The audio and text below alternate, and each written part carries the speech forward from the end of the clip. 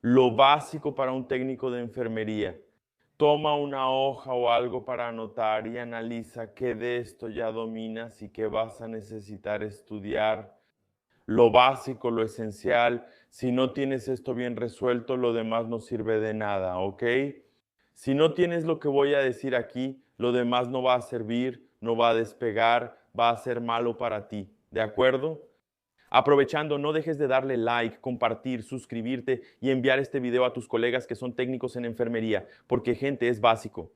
Lo básico tiene que estar muy bien para cualquier profesión. Y aquí voy a hablar específicamente de lo que necesitas para ser un buen técnico en enfermería. Vamos allá.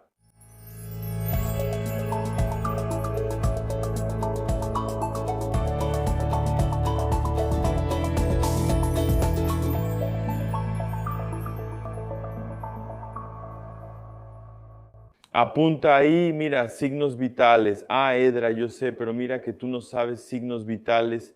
Voy a empezar por ella, la polémica, la presión arterial. Gente, por el amor de Dios, no confundan la presión arterial con la hipertensión arterial sistémica. Por el amor de Dios, son dos cosas diferentes. Si te enseñaron mal, el problema es de quién te enseñó y ahora el problema es tuyo y necesitas corregirlo. Tienes que saber qué es la presión arterial. Entonces, mira, ¿qué necesitas saber sobre la presión arterial? ¿Qué es la presión arterial? No estoy hablando de concepto. La presión arterial es la presión que la sangre ejerce sobre la pared de las arterias. Por el amor de Dios, ¿verdad? Eso, para quien cree que sabe presión arterial y sabe ese concepto, disculpa, no sabes, ¿ok? La presión arterial es igual al gasto cardíaco por la resistencia vascular.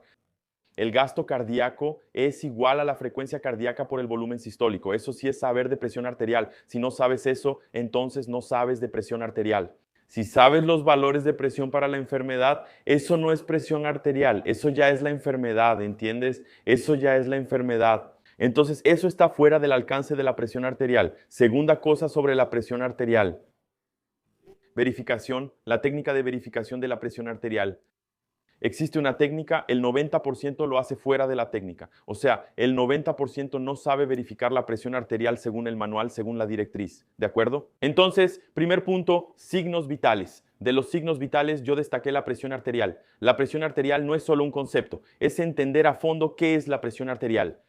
Técnica de verificación. Olvida la enfermedad. La enfermedad es otro momento. Quien más debe saber sobre enfermedad es el médico. Es él quien hace el diagnóstico médico, no es el personal de enfermería. Entonces, necesitas saber cómo verificar la presión arterial y entender qué es la presión arterial. El resto déjaselo al médico. Deja de querer saber el valor de la presión arterial, si es hipertensión 1, 2, 3 leve, moderada o grave. En fin, deja eso para el médico. Es él quien necesita eso allá en el consultorio para cerrar el diagnóstico, cambiar el medicamento de doña María y de don José. Eso no es para ti, así que déjaselo a él. Entonces, es importante.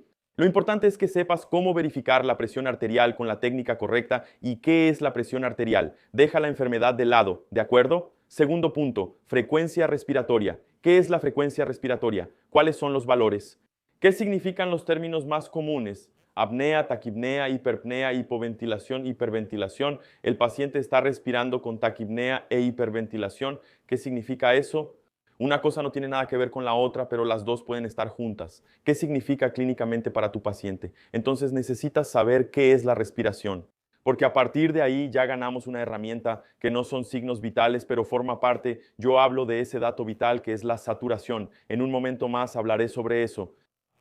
Entonces, frecuencia respiratoria, frecuencia cardíaca. La frecuencia cardíaca no es nada más ni nada menos que una herramienta de la presión arterial, pero la dejamos separada porque forma parte de los 5 signos vitales.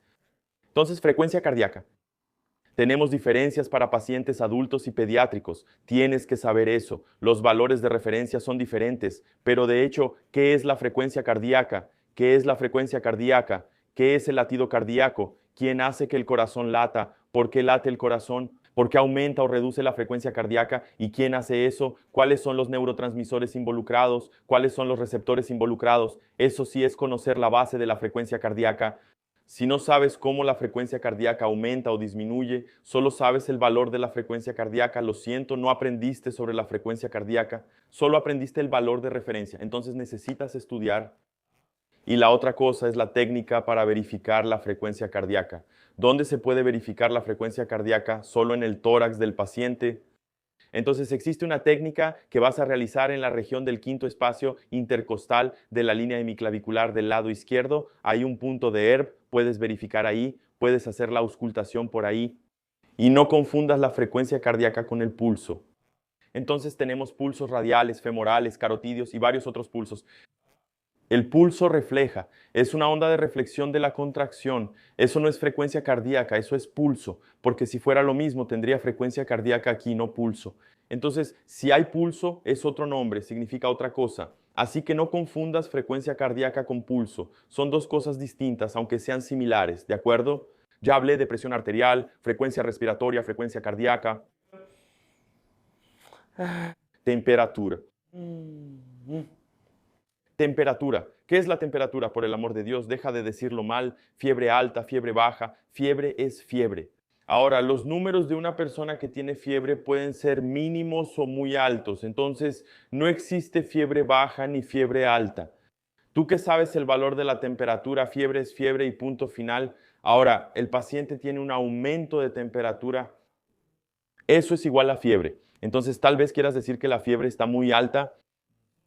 Incluso puedes hablar con la población de esa manera, pero no escribas eso en el expediente porque ya he leído mucho. El paciente presentó fiebre alta y recibió medicamentos según prescripción médica. Oye, fiebre alta, no. La persona tenía aumento de temperatura. Pon el número. ¿Cuál es el número? 39.5, 38.4. Todo eso es fiebre. Pero cuando usas el término fiebre, abarca desde el valor mínimo hasta el máximo establecido para el adulto. Y si es pediatría, con la nueva actualización de la SBP, empieza en 37.5 hasta qué valor que después entra en hipertermia. Entonces, fiebre es fiebre y punto final, ¿de acuerdo? Dependiendo del valor. Obviamente, cuanto más cerca de la hipertermia, el paciente tiene un grado de fiebre con riesgo tal vez de presentar una convulsión, principalmente en pediatría. ¿De acuerdo? Entonces hay que estudiar a fondo, gente, hay que estudiar, hay que sentarse y estudiar hipotermia. Tal vez la hipotermia no sea tan común en Brasil, pero en otros países es muy común. Los pacientes llegan con hipotermia a urgencias. Entonces todo eso tiene que quedar claro para ustedes, ¿de acuerdo? Bien, dolor. El dolor es subjetivo. No se puede explicar el dolor aquí, pero estudien el dolor, ¿ok? Se pregunta poco, pero tienes que saber sobre el dolor. El dolor es más del día a día, es más analizar la afección del paciente, la situación, el tipo de dolor, el tipo de situación en la que llegó el paciente y así llegamos a un mejor consenso. Entonces, signos vitales, ¿de acuerdo? Parámetros vitales. Ahora se añade la saturación y la glucemia. Saturación. Chicos, la saturación es solo un dato para verificar las extremidades y estos datos de verificación de extremidades te ponen en un nivel para entender un poco sobre el oxígeno. Pero recordando que el gran villano en la emergencia es el CO2 o la capnografía cuando el paciente la tiene que deberías analizar mejor, ¿ok?